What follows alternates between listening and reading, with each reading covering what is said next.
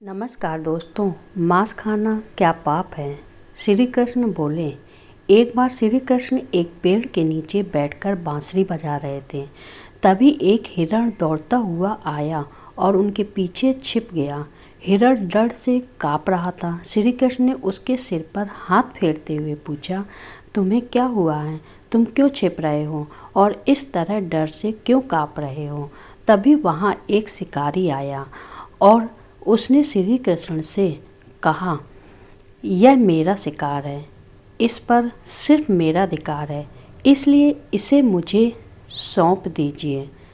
तो श्री कृष्ण ने जवाब दिया, कहा, श्री कृष्ण धीरे से बोले, क्या तुम नहीं जानते कि जीव हत्या पाप है और इसे मारकर क्या तुम पापी बनना चाहते हो?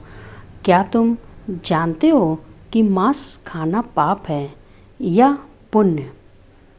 तो श्री कृष्ण ने बताया, मांस खाना पाप है या पुण्य। यह सुनकर शिकारी बोला, मैं आपकी तरह ज्ञानी तो नहीं हूँ। मैं नहीं जानता कि मांस खाने से पाप होता है या पुण्य। मैं बस इतना जानता हूँ कि शिकार करना ही मेरा काम है और यदि मैं शिकार न करूँ तो मैं भूख से मर जाऊंगा और फिर इस प्राणी को मारकर तो मैं इसे इसके जीवन चक्र से मुक्त ही कर रहा हूँ। जहाँ तक मैंने सुना है, शास्त्रों में भी मांसाहार का निषेध नहीं है। यहाँ तक कि राजा महाराजा भी शिकार करते हैं। तो क्या पशु शिकार करना या मांस खाना सिर्फ हम जैसे गरीब लोगों के लिए ही पाप कहलाता है? हे श्री कृष्ण, आप ही बताइए, मांस खाना पाप है या पुण्य? श्री कृष्ण समझ गए कि नियमित मांस खाने के कारण उसकी बुद्धि भ्रष्ट हो गई है। तब उन्होंने उस शिकारी से कहा, आओ मैं तुम्हें एक कहानी सुनाता हूँ। उसे सुनने के बाद तुम स्वयं निर्णय करना कि मांस खाना पाप है या पुण्य। तुम समझ जाओगे इस कहानी को सुनने से, और कहानी पूरी ध्यान से लास्ट तक सुनना। तब शिकारी ने सोचा, अच्छा ही है, एक कहानी सुनने से मेरा समय भी कट जाएगा और कहानी सुनने के बाद इस हिरण का मांस भी मैं खा लूँगा। तब श्री कृष्ण कहानी सुनाने लगे। एक बार मगध में अकाल पड़ गया, जिससे अनाज का उत्पादन बंद हो गया। राजा बहुत चिंतित हो गए और सोचने लगे कि यदि शीघ्र ही इसका कोई समाधान न किया गया तो अनाज भंडार में है वह भी एक दिन समाप्त हो जाएगा और तब और बड़ी समस्या खड़ी हो जाएगी। इस समस्या के समाधान के लिए राजा ने अपनी राजसभा में सभी मंत्रियों, सामंतों और सलाहकारों को बुलाया। तब उन्होंने उनसे पूछा, सबसे सस्ता खाद्य पदार्थ कौन सा है? तो आगे सुनिए। सभी ने सोचा कि चावल, दाल, आलू आदि उगाने में बहुत परिश्रम और समय लगता है। तभी सभा में उपस्थित एक सामंत, जिसे शिकार का शौक था, खड़ा होकर बोला, राजा महाराज, सबसे सस्ता खाद्य पदार्थ मांस है, क्योंकि इसके लिए कोई खर्च नहीं करना पड़ता और यह बहुत ही पौष्टिक भी होता है। सभी ने उसका समर्थन किया, लेकिन यह सुनकर भी मगध के प्रधानमंत्री चुप बैठे रहे।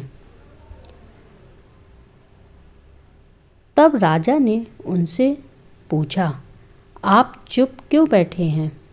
आप भी कुछ कहिए। आपके अनुसार सबसे सस्ता खाद्य पदार्थ कौन सा है? प्रधानमंत्री बोले, मुझे नहीं लगता कि सबसे सस्ता खाद्य पदार्थ मांस है। फिर भी इस विषय पर मैं अपना मत कल बताऊंगा। सभी लोग सुनते रहे। उस रात प्रधानमंत्री उसी सामंत के गए जिसने मांस को सबसे सस्ता खाद्य बताया था। उन्हें देखकर वह सामंत डर गया और किसी अनहोनी की आशंका करने लगा। तब प्रधानमंत्री ने उससे कहा, आज संध्या महाराज बहुत बीमार हो गए हैं। राजवैद्य ने कहा है कि यदि किसी बलवान व्यक्ति का मांस मिल जाए तभी राजा ठीक हो सकते हैं। तुम जितना चाहो धन मांग लो, तुम्हें 1,00,000 स्वर्ण मुद्राएं दी जाएंगी। चाहो तो एक पूरी जागीर तुम्हारे नाम लिख दी जाएगी। बदले में बस अपने सीने से 20 ग्राम मांस मुझे काटकर ले जाने दो। यह सुनते ही वह सामंत डर से कांपने लगा। उसने सोचा, यदि प्राण ही न रहे तो स्वर्ण मुद्राएं या जागीर किस काम की। तुरंत वह घर में दौड़ गया और 1,00,000 स्वर्ण मुद्राएं मंत्री को देकर बोला, मंत्री जी, ये 1,00,000 स्वर्ण मुद्राएं आप अपनी 1,00,000 स्वर्ण मुद्राओं में जोड़ लीजिए और इन 2,00,000 स्वर्ण मुद्राओं से किसी और का मांस ले लीजिए। मुझे अब जाने दीजिए। प्रधानमंत्री बोले, सामंत जी, आप शारीरिक रूप से बहुत बलवान हैं और आपका कद काठी भी राजा से काफ़ी मिलती है। इसलिए राजवैद्य ने कहा कि आपका ही मांस राजा को स्वस्थ कर सकता है। मैं आपको प्रधानमंत्री का पद भी दे दूंगा। आवश्यकता पड़ी तो आपका सेवक बनकर रहूंगा, लेकिन आप अपने हृदय का मांस मुझे दे दीजिए।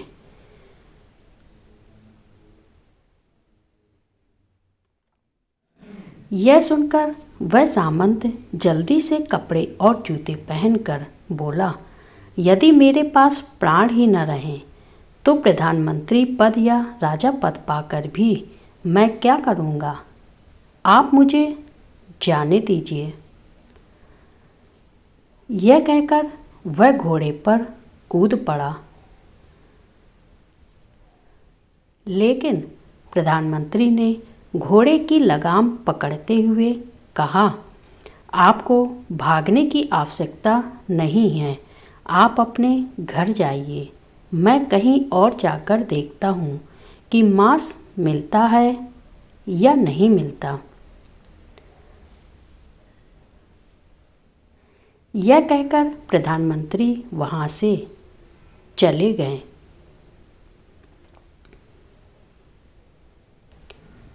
इसके बाद प्रधानमंत्री अन्य सामंतों के घर गए और सबसे मांस मांगा, लेकिन कोई भी देने को तैयार नहीं हुआ। इसके बदले सभी ने 1-1 लाख से 5-5 लाख तक स्वर्ण मुद्राएं प्रधानमंत्री को दी। इस प्रकार प्रधानमंत्री को लगभग 1 करोड़ स्वर्ण मुद्राएं मिल गई। फिर वे अपने महल लौट आए। अगले दिन सुबह सुबह वे राजसभा पहुँचे। वहाँ सभी सामंत उपस्थित थे। सभी राजा के स्वास्थ्य के बारे में जानने को उत्सुक थे, लेकिन कोई भी पिछली रात की बात किसी से कहने का साहस नहीं कर पा रहा है। कुछ देर बाद राजा आए और अपने सिंहासन पर बैठ गए। सभी ने देखा कि राजा तो बिल्कुल ही स्वस्थ हैं। तब सबने सोचा कि प्रधानमंत्री ने अवश्य ही उनसे झूठ कहा था, पर कोई भी यह बात मुंह से नहीं कह रहा था, ना ही कहने की किसी की हिम्मत थी।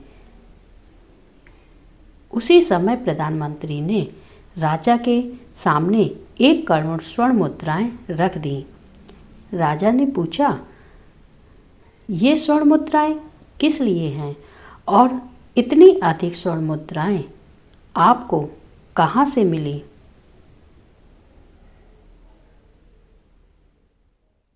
प्रधानमंत्री ने उत्तर दिया, 20 ग्राम मांस के लिए मैं चारों ओर घूमता रहा, लेकिन वह मांस मुझे कहीं नहीं मिला।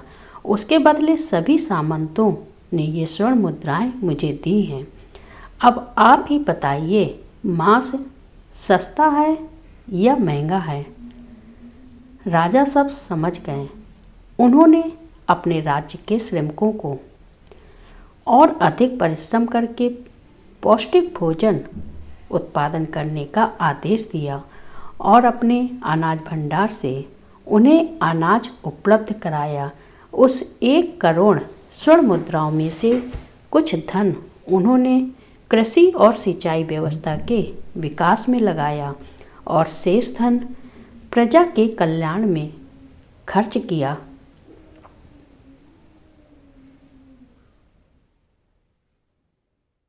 कुछ समय बाद बहुत अच्छी फसल हुई, प्रजा को पौष्टिक भोजन मिलने लगा। कुछ दिनों में मौसम भी अनुकूल हो गया और अकाल समाप्त हो गया। इससे प्रजा की स्थिति में सुधार हुआ।